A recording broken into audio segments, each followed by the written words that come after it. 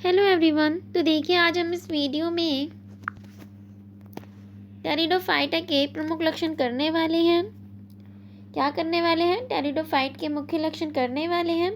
उससे पहले गाइज आप सभी अपनी नोटबुक ओपन कर लीजिए और नोटबुक में आप जितने भी मैं आपको प्रमुख लक्षण बताने वाली हूँ उन्हें संग के संग नोट कर लीजिए। और मैं ज़्यादा से ज़्यादा कोशिश भी ये भी करूँगी कि आपको वो समझ में भी आ जाए सारे लक्षण एंड आपको साथ के साथ याद भी हो जाए। चलिए तो देख लेते हैं। आपने अपनी क्या नोटबुक निकाल ली है? अगर नहीं निकाली है तो प्लीज़ प्लीज़ गाइस अपनी नोटबुक ओपन कर लीजिए और साथ के साथ जो बताया जाता है उसे ध्यान से सुनिए और उसे कॉपी में नोट कर लीजिए अपनी। अगर आपने निकाल ली है तो हम स्टार्ट करते हैं। निकाल ली ना? गुड। देखिए तुम्हारा जो पहला लक्षण है वो क्या है? पहला लक्षण है पौधे बीजाणुद्विध होते हैं जो प्राय जड़ तना पत्ती में विभक्त होते हैं। तो देखिए इसका मतलब क्या है कहने का। अब बीजाणुद्विध पौधे जो होते हैं वो कैसे होते हैं? देखिए ये मान लीजिए, एक मिनट मैं कोशिश करूंगी कि आपको ये समझ में आ जाए गाइस। ये देखिए कुछ इस टाइप का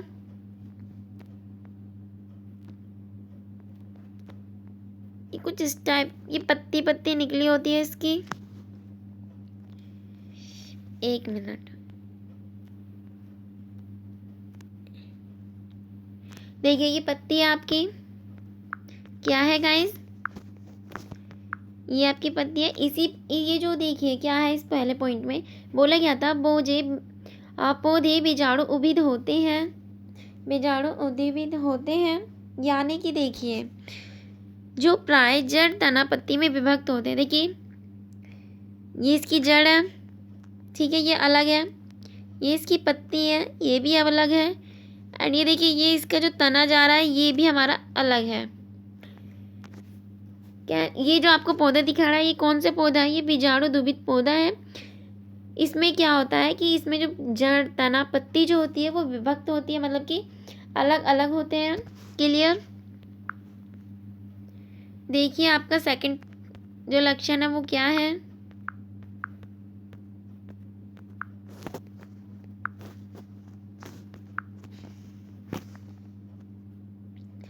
उत्तक तंत्र विकसित होता है। जो उत्तक तंत्र जो होता है इसका वो क्या होता है? विकसित होता है।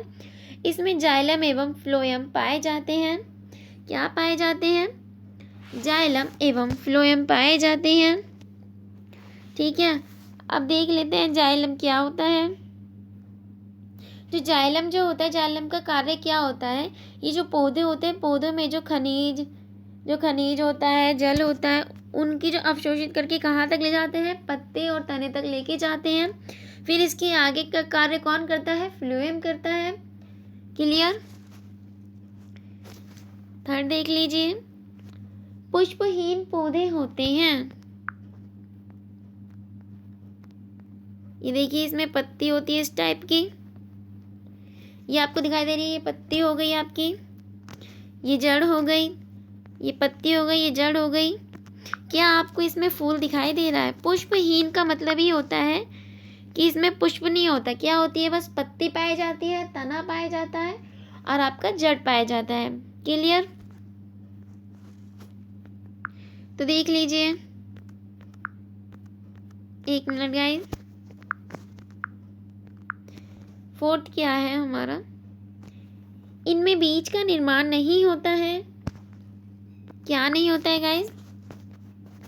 आप समझिएगा, इनमें बीज का निर्माण नहीं होता है। देखिए ये यहाँ पे इसके ऊपर की तरफ क्या होते हैं बताना भूल गई थी मैं। इसके ऊपर की तरफ क्या होते हैं? जो काले काले जो मैंने पॉइंट बनाए हैं ये क्या है? ये बीजाणु हैं, ठीक है। और इसमें क्या बोला गया था 4 पॉइंट में? इनमें बीजाणु का निर्माण नहीं होता है। मतलब कि जो बीजाणु होते हैं इनमें बीज का निर्माण नहीं होता है। देखिए क्यों? और ये आपका एक क्वेश्चन होगा कि ये फिर पौधे कैसे उगते हैं।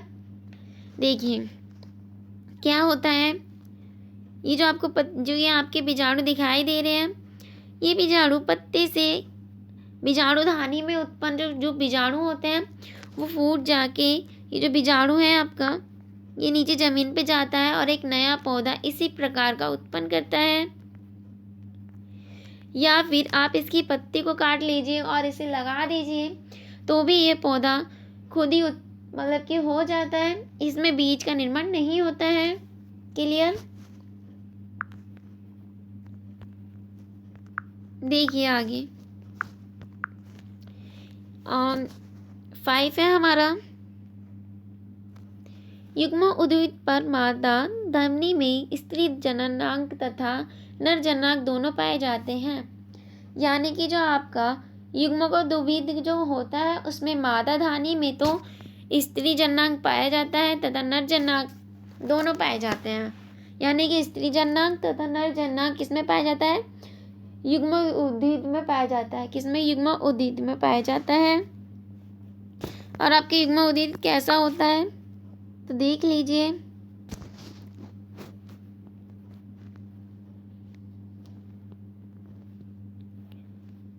ज़्यादा अच्छी संरचना तो नहीं बनेगी, ठीक है।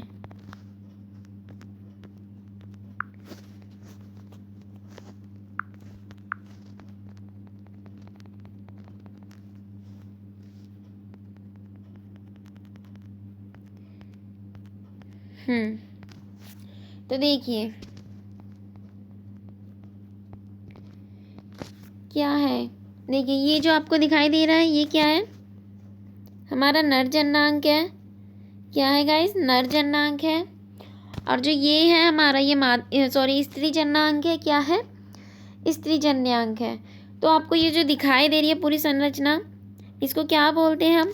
युग्मोद्भिद कहते हैं। युग्मोद्भिद कहते हैं। क्या कहते हैं? युग्मोद्भिद कहते हैं। क्लियर? इसमें देखिए हमारा क्या बोला गया था? दोनों पाए जाते हैं, यानी कि स्त्री जननांग तथा नर जननांग दोनों पाए जाते हैं। ये हमारा स्त्री जननांग है और ये भाग जो हमारा दिखाई दे रहा है ये क्या है? हमारा नर जननांग है। ये दोनों ही है इसमें। क्लियर आपका?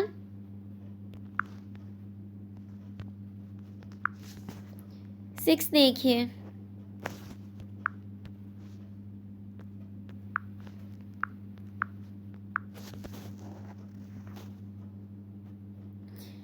बीजाणु धानी में उत्पन्न होते हैं।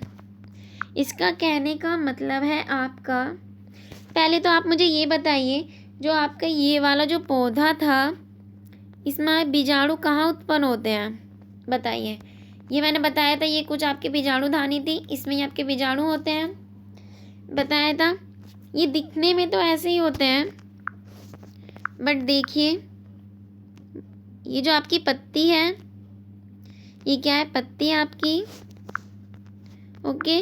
और जो इसमें जो बीजाणु होते हैं वो कहाँ पे होते हैं? ये यहाँ पे होते हैं।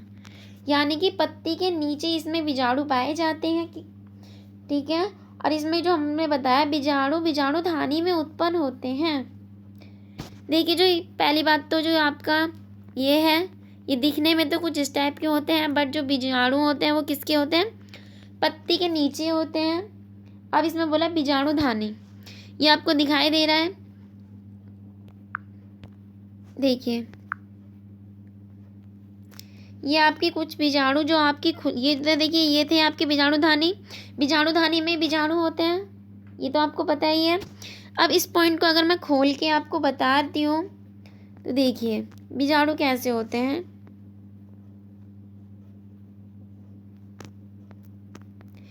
देखिए ये आपके बीजाणु हैं।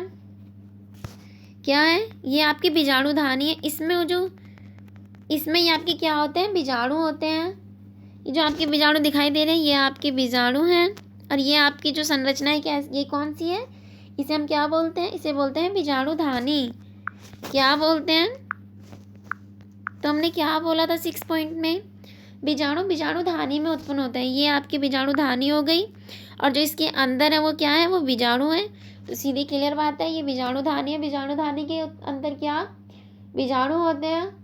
बीजाणु धानी के अंदर ही उत्पन्न होते हैं, ठीक है। देखिए हमारा 7 क्या था? इनके पौधे उभयलिंगी होते हैं। क्या होते हैं गाइस? उभयलिंगी होते हैं। अब देखिए अब आप मुझे ये बताइए, उभयलिंगी आपको पता है क्या होता है? पता है तो आप कमेंट करके बताइए कि उभयलिंगी क्या होता है। तो देखिए उभयलिंगी क्या है।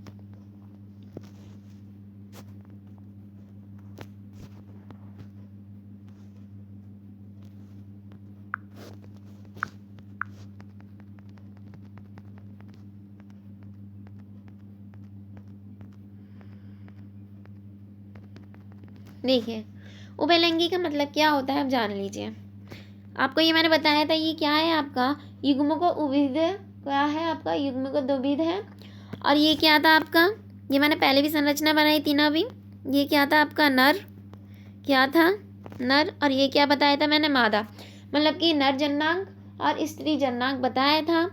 अब देखिए जो नर और स्त्री जननांग जिसमें एक में ही पाए जाते हैं उसे हम क्या बोलते हैं, उसे हम उभयलिंगी बोलते हैं। क्या बोलते हैं, उभयलिंगी पौधे बोलते हैं। जिसमें नर और मादा एक साथ ही होते हैं उसे हम उभयलिंगी पौधे बोलते हैं। क्लियर आपका इतना? आ जाइए आप किस पे, अपने 6 क्लियर है आपका, 7 8 पे आ जाइए। किस पे आएंगे आप अब? तो देखिए हमारा 8 क्या है, पुधानी में नर युग्मक बनता है जिसे पुंगड़ू कहते हैं। क्या बोला है इसमें, पुधानी है। जैसे कि हमारी बीजाणुधानी थी, क्या थी गाइस, एक मिनट रुकिए, क्या थी हमारी, ये हमारी बीजाणुधानी थी ना इस तरीके की, ठीक है। अब देखिए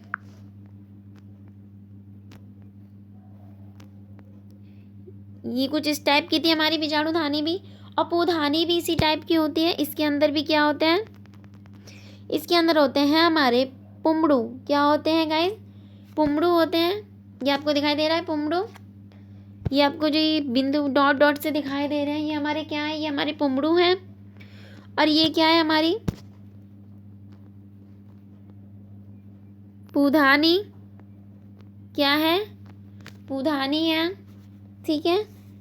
इसका कहने का मतलब है पुधानी में नर युग्मक बनता है जिसे पुंगड़ू कहते हैं। आपको पता है पुंगड़ू किस में आता है, नर में आता है, नर जन्नांग में आता है, ठीक है। अब देखिए अब हमारे जो हमें ऐसे ऐसे डॉट करके जो युग्म उभिद जो हमने संरचना बनाई थी उसमें हम दिखा रहे थे आपको, नर जन्नांग दिखा रहे थे ना, उसे अगर हम खोल के देखें तो ये हमारी पुंगड़ू, ये हमारा पुंगड़ू था, और ये हमारी क्या थी, पुधानी थी। क्या थी, पुधानी।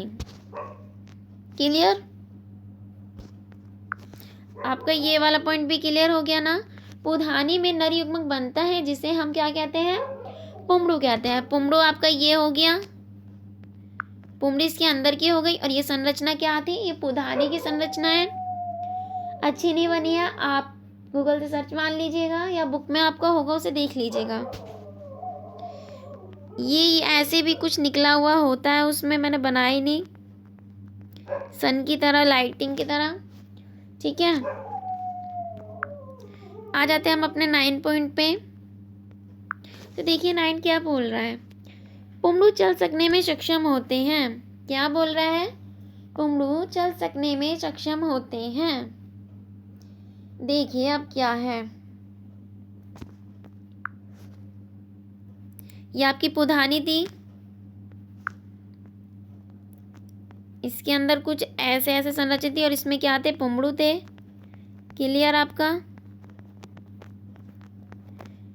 क्लियर हो गया। ये आपकी पुधानी थी, पुधानी चलने में सक्षम होते हैं। अब देखिए जो आपकी जो स्त्री धानी जो है ना, यानी कि मादा जो है आपका, इसी धानी में जो है ना वो चलने में सक्षम नहीं होते हैं। और जो आपके ये पुंगड़ू होते हैं इसके अंदर वाले, वो ही जो है आपकी स्त्री धानी होती है ना, स्त्री धानी का जो अंड युग्मक जो होता है ना उसमें जाके मिल जाते हैं, जिससे क्या होता है हमारा निषेचन होता है। क्या होता है गाइस, निषेचन होता है। निषेचन होने के बाद युग्मक N2N बनता है। देखिए हमारा जो मादा होता है वो क्या होता है, वो हमारा एन होता है। क्या होता है? एन होता है। नर भी क्या होता है? एन, मतलब कि सिंगल सिंगल होता है ना दोनों। जब हमारा पुमड़ू चल सकने में सक्षम होता है, यानी कि जो पुमड़ू है हमारा नर जो है वो आता है किसके पास? स्त्रीधानी के पास। किसके पास आता है? हमारी स्त्रीधानी के पास आता है। ठीक है।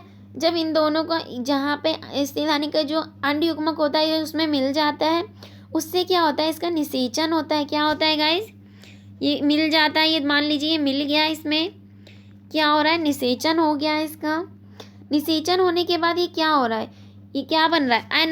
एन और एन को प्लस कर दीजिए तो क्या बनता है? 2n युग्मक बनता है। क्लियर आपका?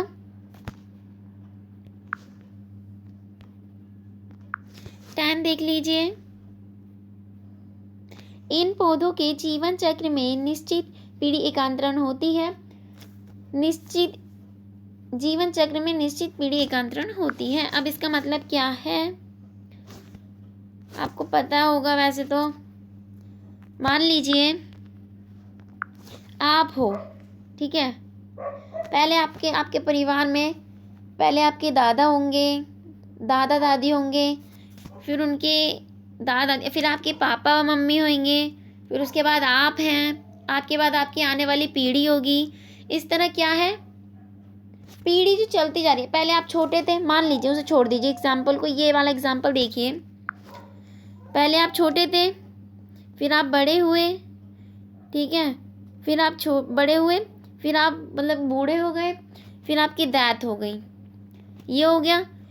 फिर आपका दोबारा जन्म हुआ, आप छोटे थे, बड़े हुए, बूढ़े हुए, मर गए। क्या हो रहा है? ये पीढ़ी एकांतरण ही तो हो रहा है। मतलब कि पीढ़ी एकांतरण वही है जो चलती रहती है, ठीक है। जैसे कि हम छोटे थे, बड़े हुए, उससे बड़े हुए, फिर उससे बड़े हुए, डेथ हो गई। इसी तरह पौधे भी होते हैं, पौधे बड़े होते हैं, बड़े होते हैं, बड़े होते हैं, ऐसे करके पीढ़ी एकांतरण चलती रहती है इनके अंदर।